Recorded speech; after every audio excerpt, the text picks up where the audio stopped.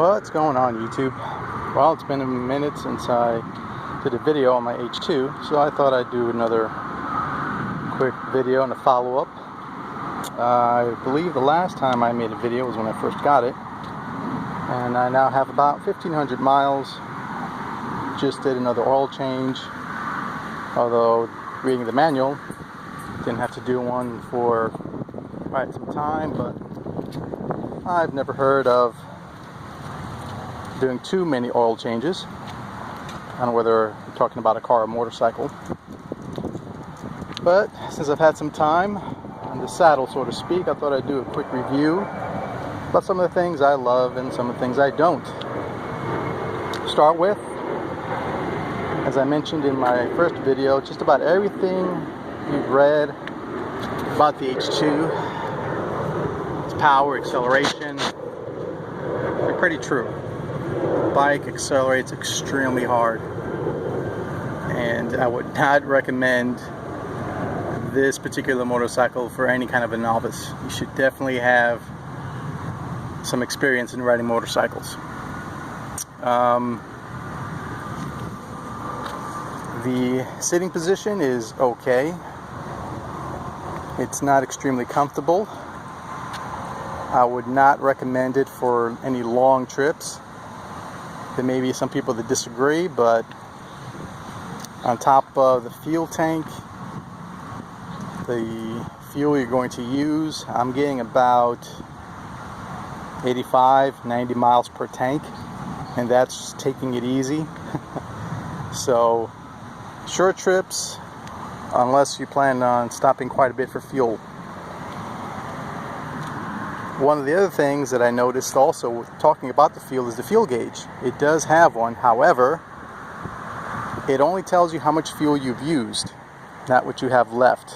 So every time you fill up, it's a good idea to reset that, because if you don't, unless you're really good with math, you're going to have that fuel light come on when you don't expect it. Been there a couple of times, pretty annoying. So yeah, fuel gauge takes some getting used to.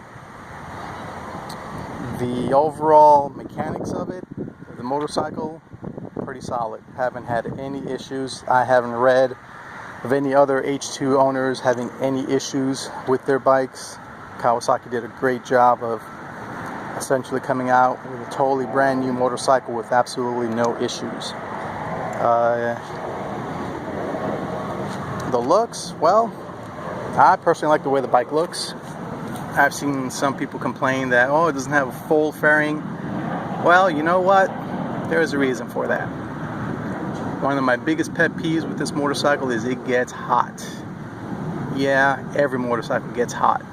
But this thing, the way it's designed to dissipate that heat, you definitely feel it. Took it out one day, it was about 105 here in Texas, and it was pretty miserable. The other thing is this backstop. I call it the butt grabber. Also has a great way of trapping that heat, so your backside is going to feel very warm. Might feel great during the winter time, we'll find out, but in the summer, yeah, it basically feels like someone's got a little heater with a blower just blowing on your back. Not very comfortable. As far as the handling, it's awesome. Again, it's a big bike. It's not necessarily a track bike, although there are plenty of guys out there that do take them out on the track, and they do just fine. The tires, another thing I don't really care much about, just as far as the wear. I mean, I know the bike is designed to handle the amount of power that you're putting out, but I have just about 1,500 miles, and my back tire is definitely going to need replacing very soon. Again, I don't do any burnouts. I don't really drive it too aggressively. Have never taken this on the track. But yeah, that back tire, the compound, again, very soft, great for track, great grip. But as anybody knows, soft compound, it's not going to last you very long. So I'm shopping around to try and find something that will be somewhere in the middle. I'm definitely not going to get this tire again just because of the type of riding that I do. I like my tires to last a little longer than 2,000 miles, but that's just me. I did get the slip-on from Brock's. That's all I've done to this machine, mechanical wise. Just put the slip on, didn't do anything else. Sounds a lot better, looks a lot better. I still have the catalytic converter on there. I'm not going to really touch it because it's such a brand new motorcycle for Kawasaki. I went ahead and actually got the extended warranty because you just never know, and that's true with anything. Granted, something like this, yeah, you would think and hope that people that assemble it took their time and did it right, but you just never know. Maybe the person, came to work that day a little hungover. Maybe they're in a rush to get home, so skipped a step or two. So that's just me. That's my personal thing. Something like this, I definitely went ahead and got the extended warranty just in case. That's why I'm not going to really touch it other than to slip on. I just don't want to void the warranty, and maybe once the warranty is over, I'll go ahead and tinker it with a little bit, but for me the bike is just fine the way it is. And not to mention, of course, you shave a lot of weight taking off that stock muffler on there. Not to mention it sounds awesome. The paint on it is also pretty unique. It's got that mirror finish with some metallic flake. Actually, my understanding is they actually use silver, actual silver in the paint to give it that sparkle. That is the other thing. Riding it, you will get dinks from here and there, just from rocks and who knows what else. I noticed a small little notch, but yeah, just taking care of the paint and the overall body work. At least I do. I try to keep up with it. Always keep it pretty waxed and clean. But overall, I'm very happy with it. The expense, of course, is something to take into consideration. As far as motorcycles go, it is fairly expensive, but that depends on what you think expensive is. I got a really good deal on this. Did not pay sticker price at all. As a matter of fact, the dealer was a bit annoyed with how much he sold it for, but as he explained, he'd rather take the hit and a loss and basically have my service, which he does, instead of just having the bike sit in the showroom and he's having to pay money for it. The other thing about this that is kind of annoying is, for some reason, it's understandable, people think somehow you're rich or that you have a lot of money. Oh, you have an each too, you must be rich. No, I saved, work, a lot of OT, and able to afford it. Definitely not rich by any means.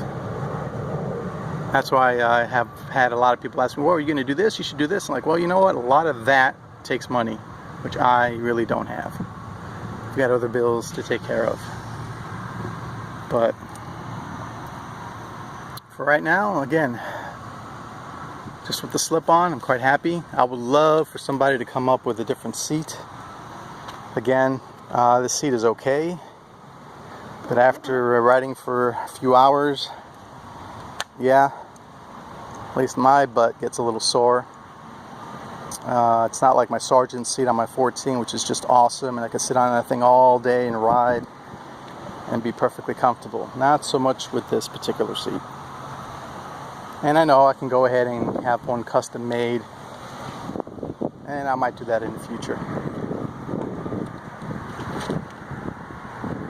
The mirrors, like most motorcycles, are absolutely garbage as far as being able to see. I got these little cat eyes to kind of help with the blind spots, but again, I guess that's typical of most motorcycles. I did get the tank pads, which I highly recommend for just about any motorcycle, sport bike that is. Definitely have come in handy to basically keep your legs where they need to be. I will be getting a different screen, just something bit of a bubble to kind of come up a little bit to help with the wind, but that one works okay for now.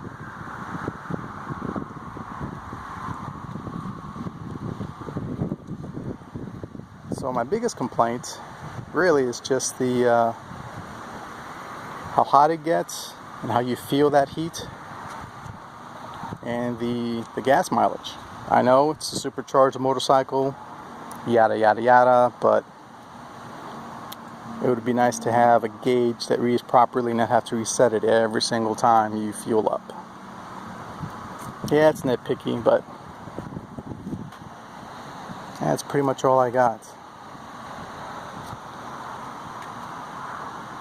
As I mentioned before, my 14 of my 3 bikes is my baby.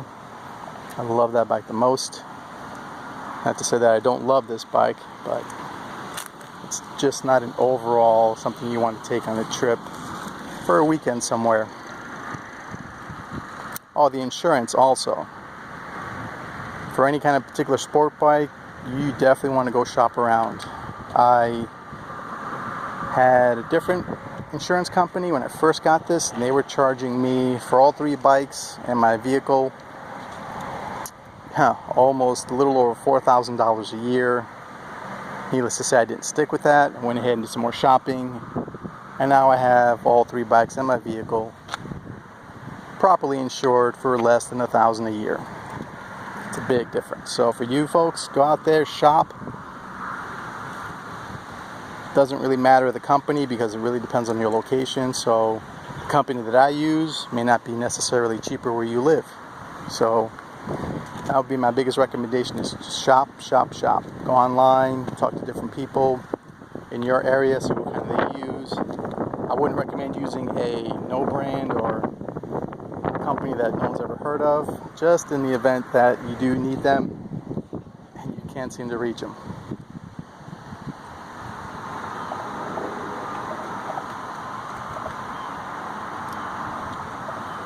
So that's pretty much it. It's a beautiful day. I'm going to head out and do some riding and enjoy the rest of this day. So you folks stay out there, stay safe. Remember, keep the rubber side down, shiny side up. I'll see you guys later.